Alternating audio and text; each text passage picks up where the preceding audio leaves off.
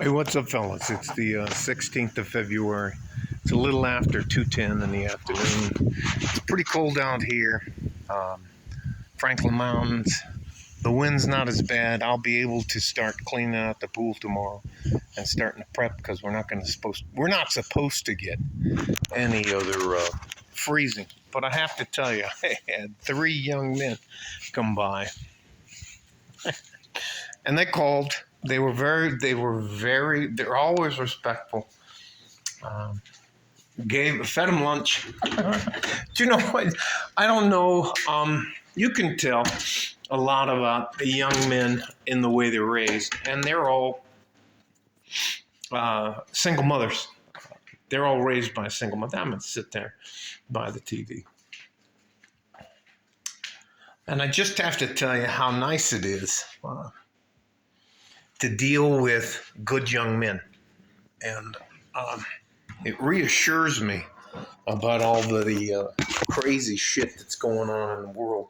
So I will tell you this. I'm going to blow my nose. I'm going to lean over here, blow my nose and come back. And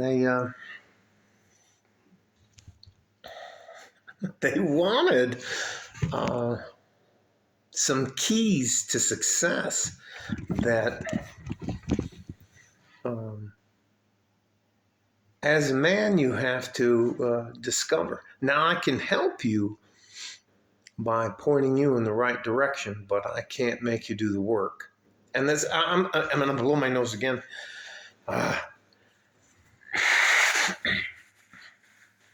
And what I'm trying to tell you is that I can push you a little further down the path, but I can't do the work for you. I can't just hand you a key to success and you turn the lock and you get there. You have to do the work. Anyways, all that to say this. One of them's an athlete, and I think he can get a Division I scholarship as a linebacker. He's he's almost 6'3", 260.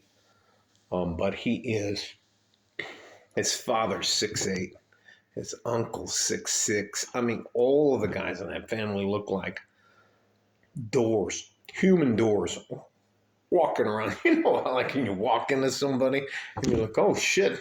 And you look up and he's like, hey, coach. And he's nice kid, good kid, respectful kid. But he wants to be successful.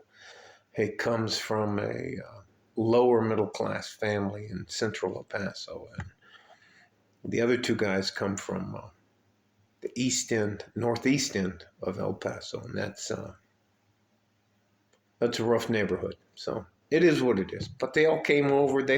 They brought me a bag of chips. You fucking liar. Anyway, they called before and they're very respectful. But they want to know, what does it take to be successful? And we went over the 3 plans, your dreamer phase, and they're at the end. In my opinion, I told all 3 of them they're at the end of their dreamer phase because they're high school seniors and it's February. So they only got a few more months to decide what they want to do. One of the young men wants to go into the military.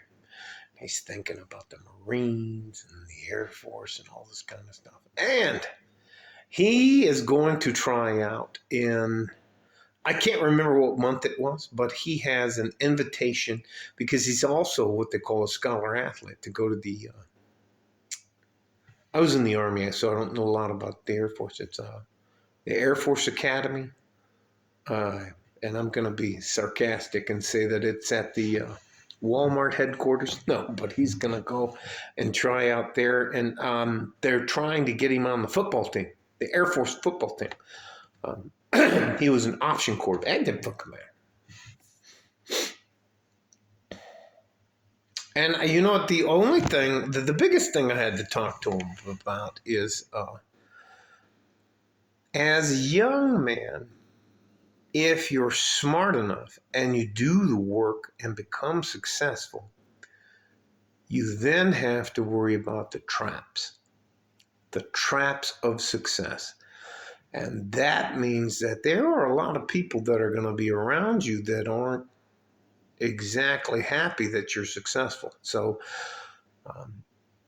drinking and driving, getting involved with women who just want to have your baby so they get $100,000 a year and live off you for the rest of their lives because they had a kid, or they get 18 years to live off you. So I talked to them about sex. I talked to them about walking away from fights, and they ate. I can tell you, I cooked 3 T-bone steaks. They had eggs and bacon with that, and then they had 3 avocados, 2 tomatoes. Fuck man, and I'll feed them, and I'll feed them till they don't want to eat anymore. And and you should have seen. And when when you get to see somebody eat food, you can learn a lot about them in as an older guy trying to help younger guys out. And I actually taught 2 of them about the different, a salad fork and a dinner fork, and a spoon for coffee and tea, and a spoon for eating soup. There's just a difference between a butter and it's just different stuff. It was probably it's a little after 2. It's about a little after 2:15 here in El Paso, West Texas, El Paso, and they showed up about 12. But they called at 11 o'clock. Hey, coach, do you mind if we come? And then, they don't call me Frank. And I think they're just trying to be perspective. But I'm gonna blow my nose again, because it's fucking cold here. I mean, it's clear and nice outside, but it's fucking cold. I think it's it's right now it's 45 degrees outside. So, anyways, let me just move on.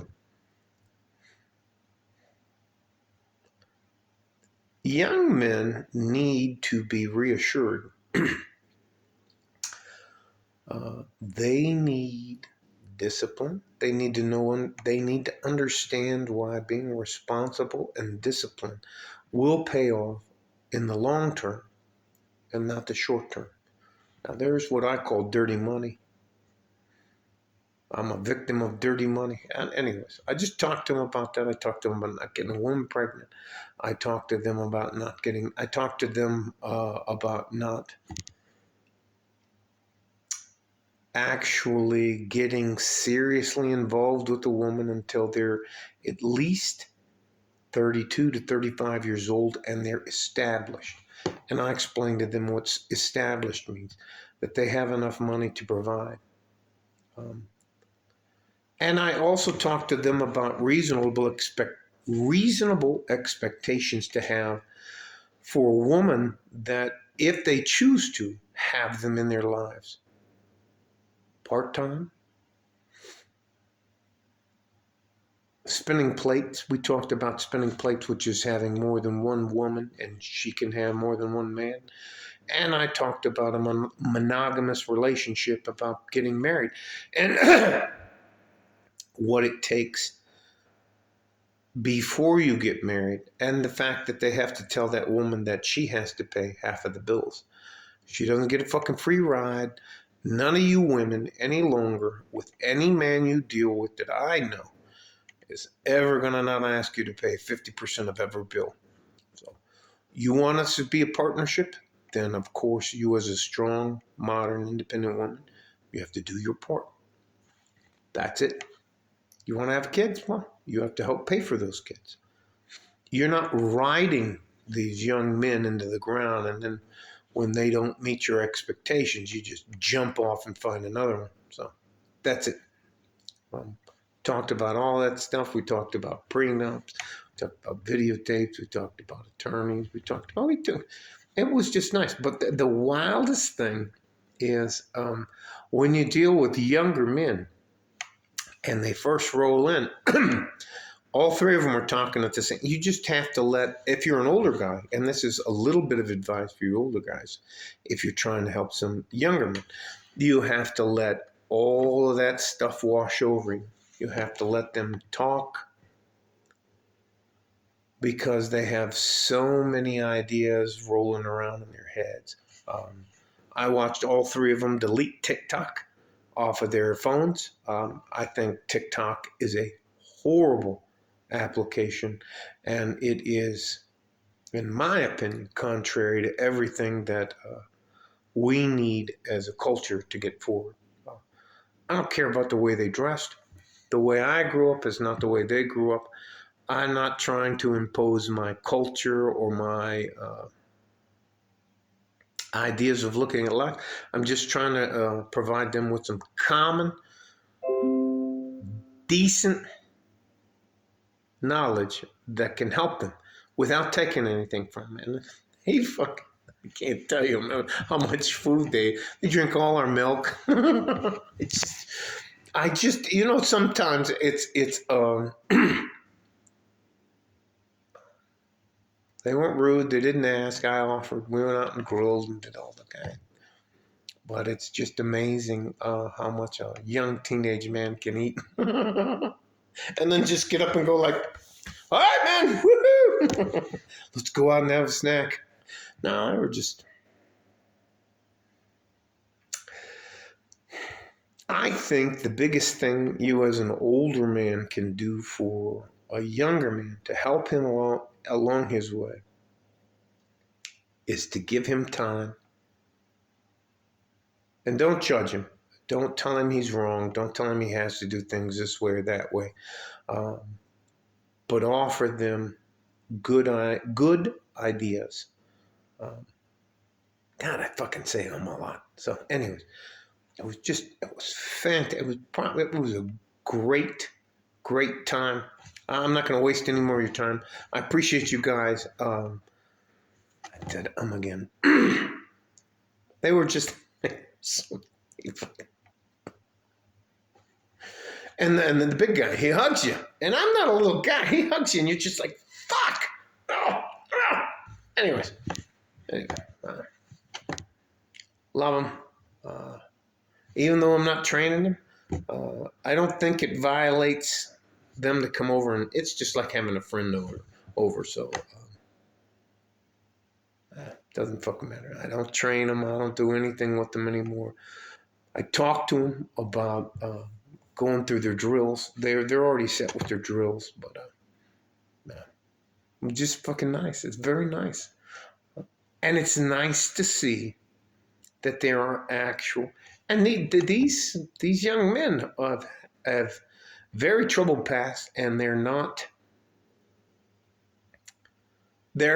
struggling, and their families struggle to provide for them, and they're going to, in my opinion, they're going to provide a better life for their family. So I'm going to do whatever I can within reason to help them get where they want to go, without taking anything from it. And it made my day. It really, really made my day to have him here, other than the fact that I'm going to have to go buy a bunch of groceries.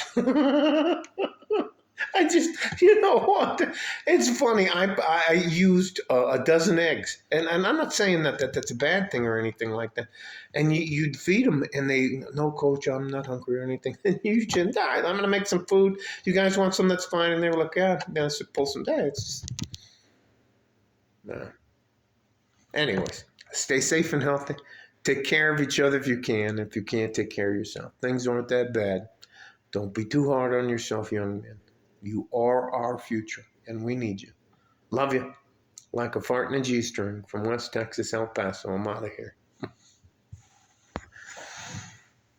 Of course, I hit the button and it didn't go off.